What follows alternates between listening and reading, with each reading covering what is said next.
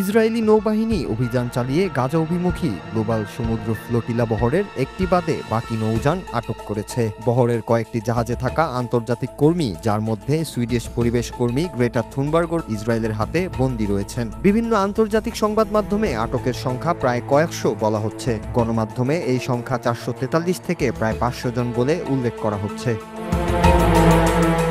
ঘটনার বর্ণনা অনুযায়ী ইসরায়েলের জাহাজ রাতের মধ্যে কয়েকটি নৌকায় উঠে তা নিয়ন্ত্রণে এনেছে। কিছু ভিডিওতে জলকামান ও স্টান গ্রেনেড ব্যবহারের অভিযোগ উঠে এসেছে। ইসরায়েলি পররাষ্ট্র মন্ত্রণালয় জানিয়েছে আটক সবাই নিরাপদ ও সুস্থ রয়েছেন এবং তাদের আসদ বন্দরে আনা হচ্ছে। সেখান থেকে পরে তাদের নিজ দেশে ফেরত পাঠানোর প্রক্রিয়া শুরু হবে বলেও বলা হয়েছে।